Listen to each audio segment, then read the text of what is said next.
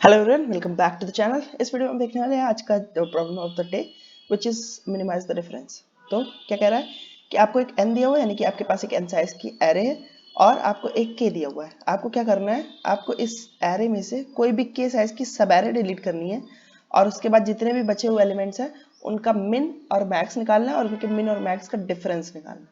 ठीक, तो मिन और मैक्स का डिफरेंस जो भी आपको मिनिमाइज करना है, तो यानी कि जितनी भी पॉसिबल आप के साइज की सब एरेज डिलीट कर सकते हो उसमें से आपका जो भी जो भी आपका मिनिमम डिफरेंस हो सकता है वो आपको निकालना है। जैसे कि अगर हम एरे देखें, एरे हमारी है 1 2 3 4 5। ठीक, और मान लीजिए आपका के है 3, तो यानी कि 3 साइज के आप कितनी सब एरे डिलीट कर सकते हैं? या तो आप ये डिलीट कर सकते हो।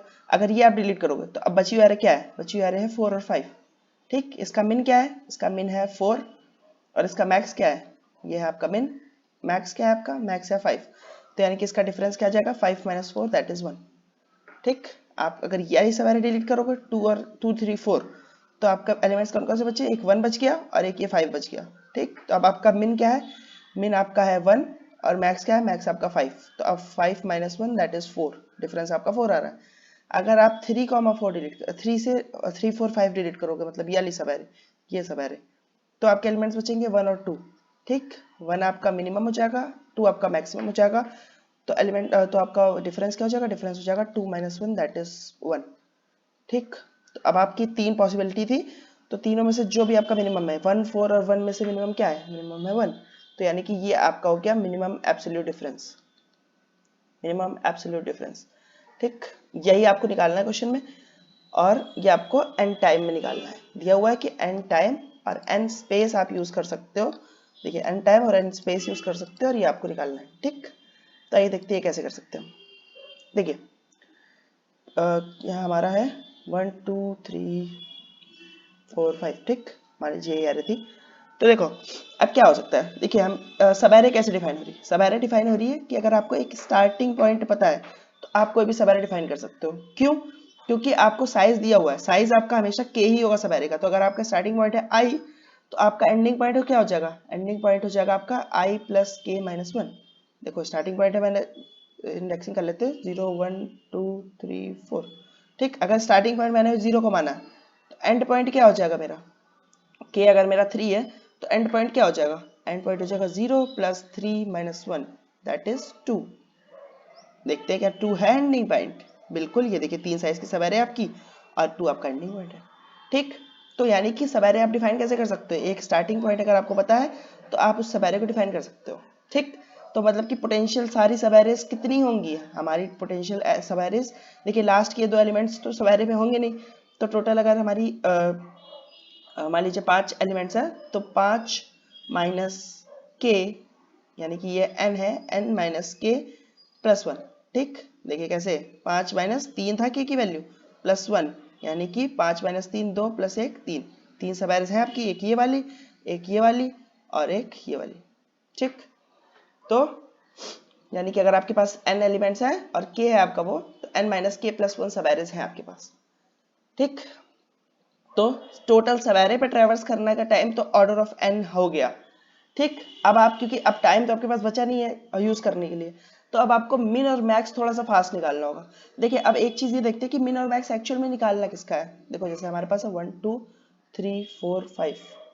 ठीक, जैसे मान लो मैंने ये वाली सवारी पिक करी। ठीक, तो हमारे पास क्या बचा?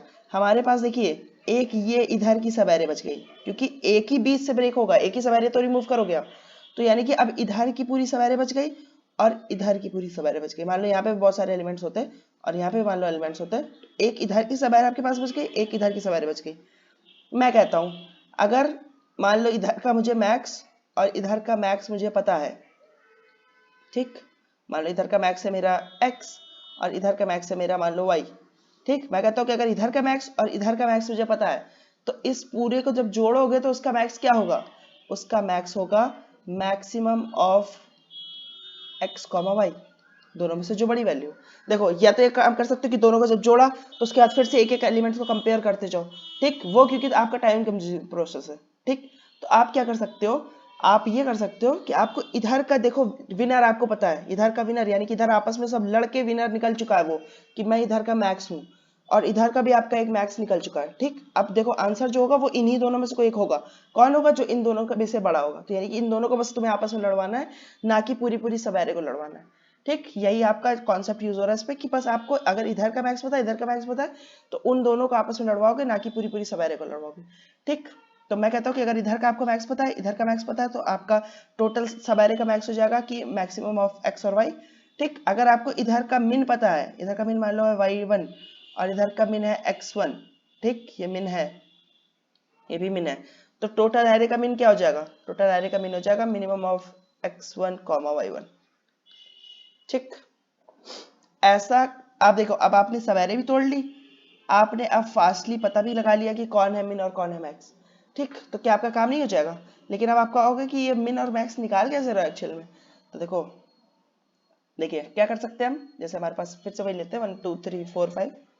ठीक, अब आपको देखिए इधर से मिन और इधर से मैक्स निकालना है हर एक पॉइंट पे, यहाँ तक का, यहाँ तक का, यहाँ तक का, यहाँ तक का और यहाँ तक का। ठीक, तो हम यूज करेंगे प्रीफिक्स मिन। प्रीफिक्स मिन निकालेंगे हम। कैसे निकलेगा? देखो मान लिया मैंने कि यहाँ तक कुछ सब एरे तो है नहीं यहाँ पे। ठीक, तो मैंने मान लिया कि यहाँ का जो मैक्स है वो एक सबसे मिनिमम एलिमेंट मान लेंगे, ताकि वो हमारे आंसर को बाद में छेड़े ना।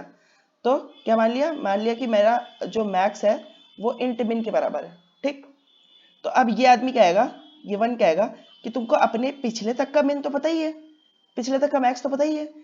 अब अगर तुम्हें मेरे तक का भी मैक्स पता करना है, तो क्या कर सकते हो तुम? पिछले तक का मैक्स यानी कि प्रीवियस मैक्स जो भी तुम्हारा है, और मेरे में लड़ाई करवा दो, यानी कि वन में लड़ाई करवा दो, और दोनों में से जो भी मैक्सिमम हो वो है मेरे तक का मैक्स।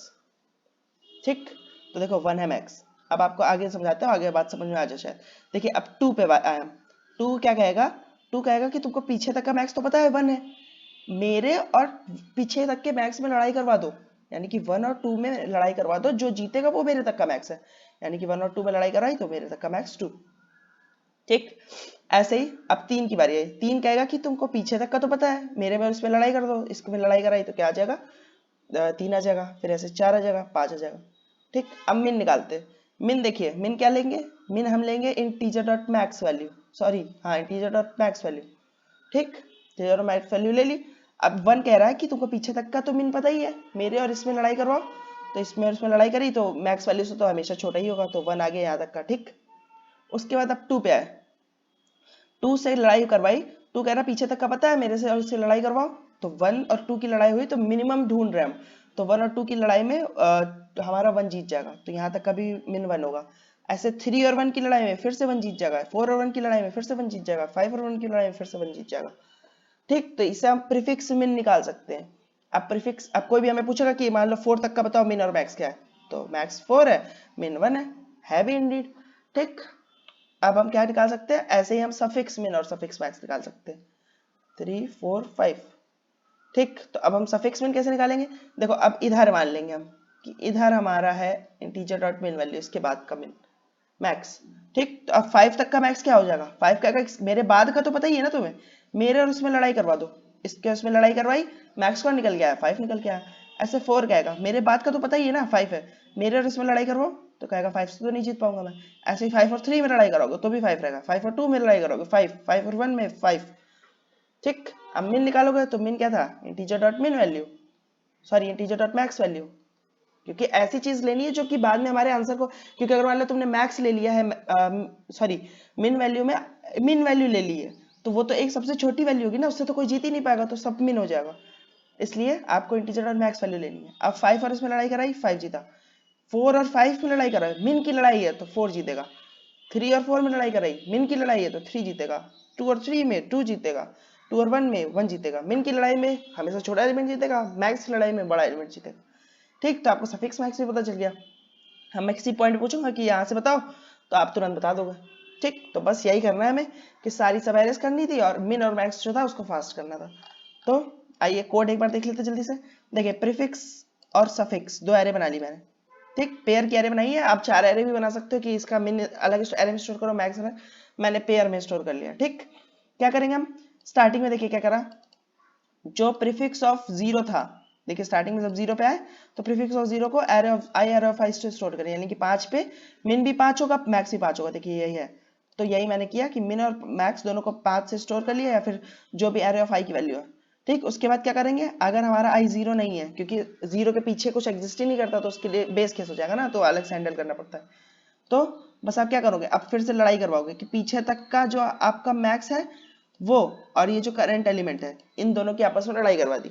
जो जीतेगा वो उठा के इसमें रख दिया।